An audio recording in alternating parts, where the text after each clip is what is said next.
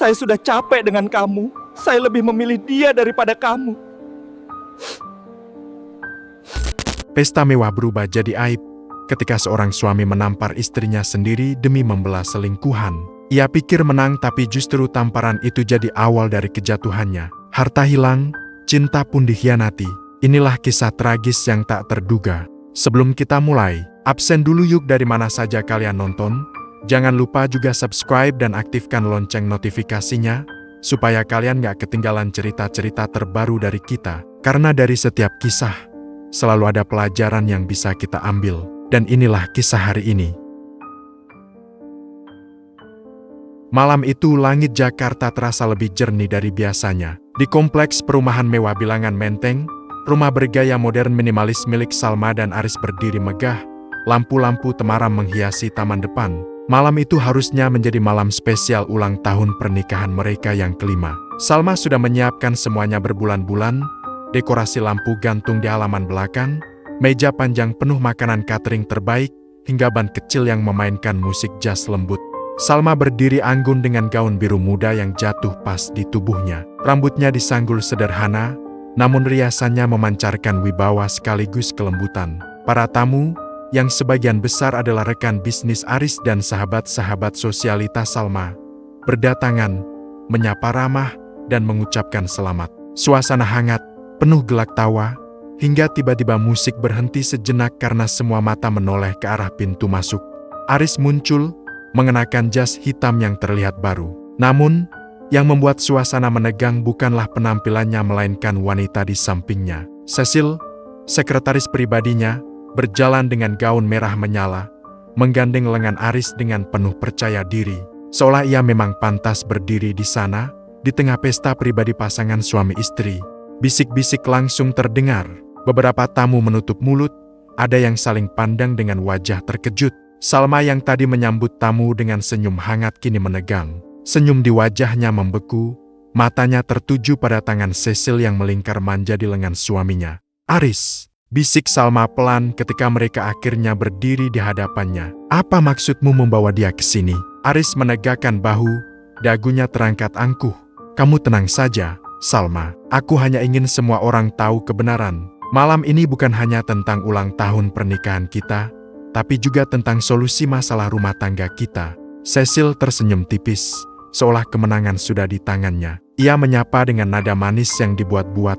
"Selamat malam, Bu Salma." Salma menahan amarahnya. "Ini pesta keluarga, Aris. Bagaimana mungkin kamu membawa sekretarismu ke sini dan mempermalukan aku di depan semua orang?" Suasana pesta mendadak senyap. Hanya suara gemericik air kolam yang terdengar. Para tamu menunggu, menahan napas, menyaksikan drama yang tak pernah mereka duga. Aris tiba-tiba mengangkat suara. "Hadirin sekalian, saya ingin jujur. 5 tahun kami menikah, tapi Salma belum juga memberiku keturunan. Sebagai pria, aku butuh penerus. Cecil, dia siap memberiku apa yang Salma tidak bisa." Kalimat itu bagai pisau menancap di dada Salma. Wajahnya memerah, matanya berkaca-kaca. Ia mencoba bertahan, menjaga harga dirinya. "Aris, kita pernah membicarakan ini. Aku sudah mengajakmu periksa bersama, tapi kamu menolak. Jangan balikan kesalahan itu padaku." Namun, Aris tidak mau berhenti. Dengan emosi yang memuncak, ia mendekat ke Salma. "Cukup, kamu selalu merasa paling benar. Sekarang aku yang memutuskan." Dan sebelum ada yang bisa mencegah, tangannya melayang. Plaak, tamparan keras mendarat di pipi Salma. Suara itu menggema, memecah keheningan taman. Para tamu terperangah, beberapa wanita berteriak kecil. Salma terhuyung, tangannya spontan menyentuh pipinya yang perih. Ia menatap Aris dengan mata terbelalak tak percaya. Seluruh tubuhnya gemetar, bukan hanya karena rasa sakit, tapi karena dikhianati begitu brutal oleh orang yang dulu ia cintai. Cecil berdiri di samping Aris, wajahnya tersenyum miring. Ia sama sekali tidak berusaha menghentikan. Justru sebaliknya, tatapan matanya seolah berkata, "Sekarang kamu yang kalah." Namun, sesuatu berubah di mata Salma. Ia tidak menangis. Ia tidak jatuh. Perlahan, senyum tipis muncul di bibirnya, senyum yang membuat bulu kuduk berdiri. Dengan suara tenang ia berkata, "Terima kasih, Aris. Malam ini aku sudah tahu siapa dirimu sebenarnya." Para tamu saling pandang, sebagian merasa iba, sebagian lagi mulai menilai Aris dengan tatapan jijik. Pesta yang seharusnya penuh cinta berubah menjadi panggung kehancuran. Salma lalu berjalan pelan meninggalkan kerumunan, gaun birunya bergoyang anggun meski hatinya terbakar. Ia tidak menoleh ke belakang, namun dalam hatinya, ia berjanji, ini bukan akhir. Ini adalah awal dari perhitungan. Malam itu berakhir tanpa kata penutup. Para tamu bubar dengan bisik-bisik, membawa cerita yang akan menyebar lebih cepat daripada api. Aris mungkin merasa puas karena berhasil menunjukkan kuasanya di depan semua orang. Tapi Salma tahu justru malam itu ia telah menyalakan api perang. Begitu pintu rumah tertutup, Salma masuk ke kamar pribadinya. Pipi kirinya masih terasa panas, tapi yang lebih membakar adalah amarah dan rasa hina. Di meja rias, ia menatap bayangannya sendiri. Wanita dengan mata berkaca-kaca, namun di balik itu terselip api yang menyala. Ia duduk perlahan, menarik napas dalam-dalam, lalu meraih ponselnya. Jemarinya lincah menekan nomor-nomor yang sudah ia hafal di luar kepala. Pengacaranya, manajer bank, kepala operasional perusahaannya. Malam itu juga ia menyalakan mesin yang sudah lama ia siapkan sebagai langkah antisipasi. Pak Yuda, suaranya terdengar datar ketika pengacara pribadinya menjawab. Besok pagi, ajukan gugatan cerai. Semua bukti KDRT sudah ada. Tamparan itu disaksikan ratusan orang. Sertakan juga semua bukti perselingkuhan Aris dengan sekretarisnya. Pastikan kita kuat di pengadilan. Siap, Bu Salma, jawab pengacara itu mantap. Panggilan kedua ia lakukan ke manajer bank. Mulai besok, semua kartu kredit atas nama Aris diblokir. Rekening bersama dibekukan. Semua akses hanya melalui saya. Pastikan tidak ada Rp1 pun yang bisa ia tarik tanpa persetujuan tertulis saya. Baik, Bu, akan segera kami proses. Panggilan ketiga ke kepala operasional perusahaan, Pak Hendro. Besok kita rapat Dewan Darurat. Agenda tunggal, pencopotan Aris dari jabatan Direktur Utama. Semua data penyalahgunaan dana harus sudah siap. Jangan beri dia kesempatan mengelak. Dipahami, Bu, kami semua siap mendukung Anda. Salma menutup telepon. Hatinya sedikit lebih ringan, meski amarahnya belum reda. Malam itu, ia menyalakan laptop, membuka folder-folder rahasia yang berisi semua dokumen audit, laporan detektif swasta, dan perjanjian pranikah yang dulu ia buat diam-diam sebelum menikah. Semua senjata sudah siap. Selama ini ia hanya menyimpannya, berharap tidak perlu digunakan. Tapi setelah tamparan itu, ia tahu waktunya telah tiba. Di sisi lain kota, Aris dan Cecil duduk di sebuah laune hotel mewah. Aris menuang segelas whisky, wajahnya penuh kepuasan. Akhirnya aku bebas dari Salma, katanya dengan tawa congkak. Besok aku akan ajukan cerai. Aku punya Cecil sekarang. Kita bisa hidup bersama, tanpa tekanan. Cecil menyandarkan kepalanya di bahu Aris, pura-pura manja. Mas Aris memang laki-laki sejati, berani membuat keputusan. Aku akan selalu ada buat Mas. Namun dalam hatinya, Cecil tahu ia tidak jatuh cinta. Ia hanya melihat Aris sebagai tiket menuju kehidupan mewah. Mobil sport, apartemen, kartu kredit tanpa batas. Semua itu adalah alasan ia bertahan. Ia tidak peduli dengan luka di pipi Salma. Yang ia pikirkan hanyalah bagaimana ia bisa cepat menggantikan posisi sang istri. Pagi harinya, dunia Aris mulai berguncang. Saat ia hendak membayar sarapan hotel dengan kartu kredit platinum, mesin menolak transaksi. Mohon maaf, Pak, kartu ditolak. Aris mengernyit. Coba lagi. Kasir mencoba lagi. Hasilnya sama. Ia mencoba kartu black card miliknya, namun tetap gagal. Wajahnya memerah. Tidak mungkin. Cecil menatap bingung. Kenapa, Mas? Entah kenapa kartuku diblokir, jawab Aris, mencoba menahan panik. Mungkin sistem AWA. Nanti sore aku urus ke bank. Namun, masalah tidak berhenti di situ. Saat Aris tiba di kantornya, kartu aksesnya tidak lagi berfungsi di lift eksekutif. Ia terpaksa naik lift karyawan, menahan malu saat beberapa staf menatapnya heran. Begitu sampai di lantai direksi, papan nama di depan ruangannya sudah dicopot. Ia melabrak sekretaris senior, menuntut penjelasan. Wanita paruh baya itu menatapnya dengan kasihan. Pak Aris, maaf, ada rapat Dewan Darurat. Kursi direktur utama sudah diputuskan. Bapak dicopot. Apa? Aris nyaris berteriak. Tak lama, pintu ruang rapat terbuka. Dari dalam, terlihat seluruh jajaran direksi, termasuk Pak Hendro, menatap dingin. Di layar proyektor, wajah Salma muncul lewat video call, elegan dengan blazer hitamnya. "Aris," suaranya tenang namun tegas. "Mulai detik ini, kau bukan lagi direktur utama. Semua fasilitas perusahaan dicabut. Kau sudah menyalahgunakan aset untuk kepentingan pribadi. Kami punya semua buktinya." Aris terdiam, wajahnya pucat. Cecil yang mendampinginya ikut panik, tapi berusaha tetap terlihat kuat. Salma melanjutkan, "Kau pikir kau bisa menamparku dan menghancurkan harga diriku? Kau salah besar. Mulai hari ini, kau kehilangan semuanya." Para petugas keamanan masuk, menggiring Aris keluar. Ia meronta, berteriak, "Aku masih suamimu, Salma. Kamu tidak bisa menyingkirkanku begitu saja." Namun, Salma hanya menatapnya lewat layar dengan senyum tipis. "Tunggu sidang cerai, di sana semua akan selesai." Aris merasa tanah di bawah kakinya runtuh. Untuk pertama kalinya, ia sadar bahwa ia bukan lagi penguasa. Ia hanyalah pion yang dipermainkan di papan catur yang dikendalikan Salma. Beberapa hari setelah diusir dari kursi direktur, hidup Aris berubah drastis.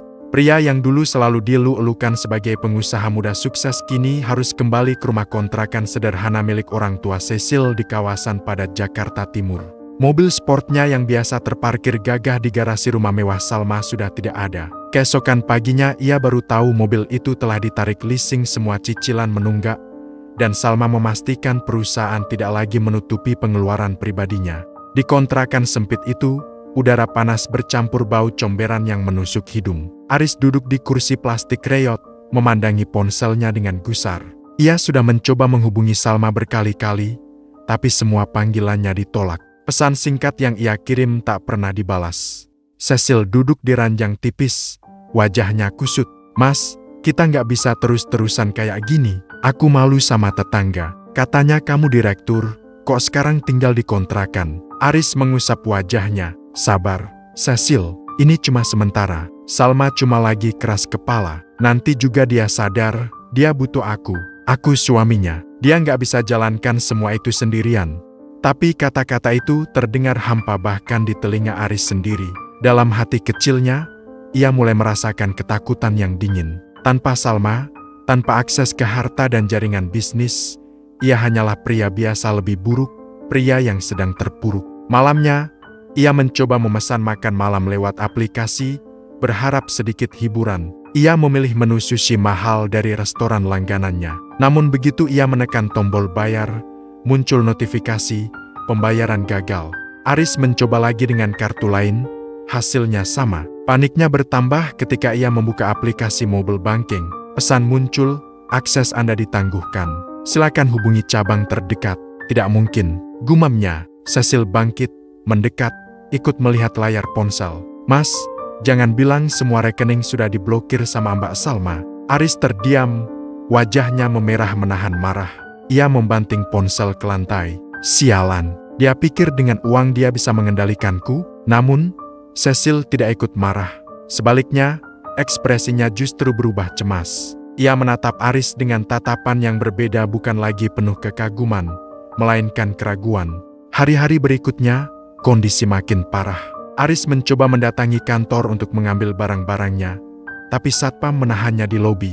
Ia diperlakukan layaknya orang asing. Karyawan yang dulu selalu menunduk hormat kini berbisik-bisik di belakangnya, bahkan ada yang diam-diam merekam dengan ponsel. Video Aris yang diusir dari kantornya beredar di media sosial, menjadi bahan ejekan. Cecil mulai menunjukkan wajah aslinya. Ia mengeluh setiap hari, "Mas, aku nggak tahan hidup kayak gini. Aku dulu ikut Mas karena Mas menjanjikan hidup enak. Sekarang malah kayak neraka." "Jangan ngomong gitu, Cecil. Kamu harus percaya sama aku. Aku akan bangkit lagi," jawab Aris, suaranya lemah. "Tapi kapan, Mas? Semua aset udah ditarik Salma. Mobil, rumah, kartu kredit, bahkan saham perusahaan. Kamu nggak punya apa-apa lagi. Kamu pikir aku bisa terus makan mie instan tiap hari?" Kata-kata itu menusuk hati Aris lebih tajam daripada tamparan apapun. Ia sadar, cinta Cecil bukanlah cinta. Itu hanya nafsu akan kemewahan yang dulu ia tawarkan. Suatu malam, Aris pulang lebih larut dari biasanya setelah mencoba mencari pinjaman ke beberapa rekan lama. Tidak ada yang mau menolongnya. Begitu masuk kontrakan, ia mendapati Cecil sedang sibuk dengan ponselnya. Wajahnya berseri-seri. "Ngapain kamu senyum-senyum?" tanya Aris curiga. Cecil menutup ponsel cepat-cepat. Enggak, cuma chatting sama teman lama. Namun insting Aris berkata lain. Ia mencurigai sesuatu, tapi memilih diam. Malam itu ia tidak bisa tidur, memikirkan bagaimana hidupnya bisa berubah secepat ini. Dari direktur muda yang disegani, menjadi pria buangan yang bahkan tidak punya uang untuk membeli sarapan. Keesokan harinya, dugaan Aris mulai terbukti. Ia mendengar bisikan tetangga tentang Cecil yang sering dijemput mobil mewah ketika Aris tidak ada. Mobil itu milik seorang pengusaha tua, kenalan lama Cecil yang memang terkenal doyan perempuan muda. Aris merasa kepalanya mau pecah.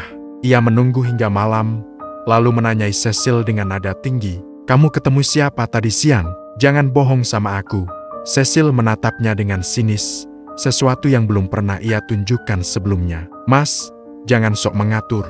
Kamu pikir aku mau terus hidup sengsara? Aku butuh masa depan, dan Mas sudah nggak bisa kasih itu." "Cecil!" Aris berteriak, tangannya hampir terangkat. Tapi kali ini ia menahan diri. Ia teringat bagaimana tamparannya dulu kepada Salma berbalik menghancurkan hidupnya. Ia menggertakkan gigi, menahan amarah. Cecil berdiri, meraih tasnya, dan menatap Aris dengan dingin. "Aku nggak mau buang waktuku lagi. Kalau Mas nggak bisa bangkit, aku yang harus cari jalan sendiri. Jangan salahkan aku." Pintu kontrakan dibanting keras. Aris terdiam, tubuhnya goyah. Ia merasa dikhianati untuk kedua kalinya. Pertama oleh dirinya sendiri, lalu oleh wanita yang dulu ia bela mati-matian di depan istrinya.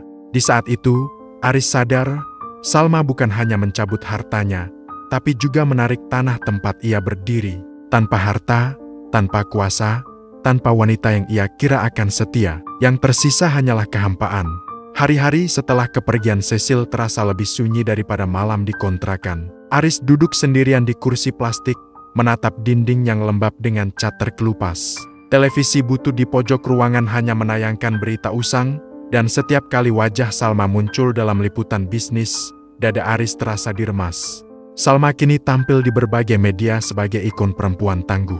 Ia berhasil menandatangani kontrak kerjasama dengan perusahaan Jepang, memperluas bisnis keluarga ke pasar internasional. Wajahnya yang dulu tampak lembut kini terpahat tegas, penuh wibawa. Bukan lagi hanya istri pengusaha, tapi pemimpin sejati yang dipuji banyak orang.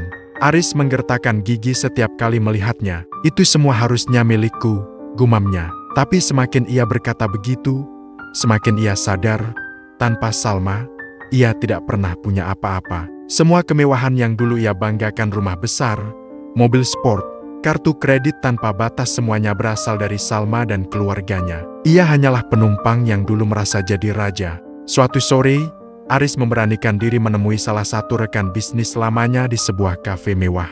Ia datang dengan kemeja kusut, mencoba tetap percaya diri. Namun begitu ia duduk, rekannya langsung berkata, "Aris, maaf, aku nggak bisa bantu. Namamu sudah jelek. Semua orang tahu kamu dipecat karena selingkuh dan salah gunakan dana perusahaan. Kalau aku kerja sama denganmu, investorku kabur." Aris terdiam, wajahnya memanas. Ia mencoba menawarkan janji-janji, tapi semuanya ditolak mentah-mentah. Ia berjalan keluar dari kafe dengan langkah gontai, merasa seluruh dunia menutup pintu. Di jalan, ia melihat mobil sedan hitam berhenti. Dari dalamnya turun Cecil, tertawa genit dengan seorang pria berusia hampir 2 kali lipat dari Aris. Pria itu memegang tangan Cecil seolah ia miliknya. Cecil melihat Aris sekilas, lalu tersenyum miring, senyum kemenangan yang dulu ia tunjukkan di pesta Salma. Namun kali ini, senyum itu penuh penghinaan. Aris berdiri mematung di trotoar, napasnya sesak. Cecil tidak hanya pergi, ia sudah menemukan pangeran baru, lebih kaya, lebih berkuasa, dan jelas lebih menjanjikan. Semua janji manis yang dulu Cecil bisikan padanya lenyap seperti asap. Malam itu, Aris pulang dengan langkah gontai. Di kontrakan gelap, ia membuka lembaran-lembaran dokumen cerai yang sudah dikirim pengadilan. Perjanjian pranikah tertera jelas di sana. Semua harta, baik sebelum maupun selama pernikahan, tetap menjadi milik Salma. Ia tidak berhak atas apapun. Aris menatap surat itu lama sekali. Tangannya bergetar. Jadi ini akhirnya, gumamnya lirih. Tidak ada rumah, tidak ada mobil, tidak ada perusahaan, tidak ada Cecil. Ia benar-benar sendirian. Di seberang kota, Salma berdiri di balkon rumah mewahnya yang kini kembali tenang. Angin malam berhembus lembut, membawa aroma bunga dari taman yang ia rawat sendiri. Ia memandang lampu-lampu kota Jakarta yang berkilauan, lalu menutup mata sejenak. Malam 5 tahun pernikahannya yang dulu berakhir dengan tamparan kini terasa begitu jauh. Yang tertinggal hanyalah bekas luka yang kini berubah jadi kekuatan. Teleponnya berdering. Pak Yuda, pengacara pribadinya, memberi kabar. Bu Salma, pengadilan resmi mengabulkan gugatan cerai. Semua aset aman di tangan Anda. Tidak ada celah untuk Aris menuntut. Salma tersenyum tipis. Baik, terima kasih, Pak Yuda. Ia menutup telepon, lalu menatap langit malam. Hatinya terasa lega. Ia tahu jalan ini berat, tapi ia memilihnya. Dan kini, ia berdiri sebagai pemenang bukan karena membalas dendam, melainkan karena mempertahankan harga dirinya. Sementara itu, Aris berjalan tanpa arah di jalanan gelap. Ia tidak lagi punya tujuan, hanya rasa kosong yang menggerogoti. Tatapan orang-orang yang dulu ia kenal kini berubah jadi cibiran. Nama Aris bukan lagi sinonim kesuksesan, melainkan peringatan tentang pengkhianatan dan keserakahan. Ia berhenti di depan sebuah toko elektronik. Televisi besar di etalase menayangkan wawancara Salma di sebuah acara talk show bisnis. Judul besar terpampang, Salma, dari luka jadi kekuatan. Wajah Salma berseri-seri, penuh percaya diri. Aris menatap layar itu lama sekali. Refleksi dirinya terlihat samar di kaca etalase seorang pria lusuh, dengan wajah letih dan mata kosong. Kontras dengan wanita di layar yang tampak berwibawa, kuat, dan dihormati. Untuk pertama kalinya, Aris merasakan penyesalan yang begitu dalam. Ia teringat malam ketika ia menampar Salma di depan Cecil. Jika saja saat itu ia menahan tangan, mungkin semuanya tidak akan berakhir seperti ini. Tapi penyesalan datang terlambat. Hidupnya sudah hancur, dan tidak ada jalan kembali. Lampu toko perlahan dipadamkan. Televisi dimatikan. Etalase gelap. Aris menunduk, melanjutkan langkahnya ke jalanan sempit yang hanya diterangi lampu jalan. Di belakangnya, Jakarta tetap berkilau, seakan mengejeknya. Dan di hatinya, ia tahu, ia sudah kehilangan segalanya. Itu dia cerita kali ini. Semoga ada pelajaran berharga yang bisa kita ambil bersama, dan menjadi pengingat untuk kita semua agar lebih bijak dalam melangkah. Sekarang coba absen dulu di kolom komentar, tulis dari kota mana kalian menonton cerita ini. Jangan lupa juga bagikan ke teman-teman, dan dukung terus dengan subscribe supaya nggak ketinggalan kisah menarik lainnya. Sampai jumpa di cerita berikutnya, dan selalu ambil hikmahnya.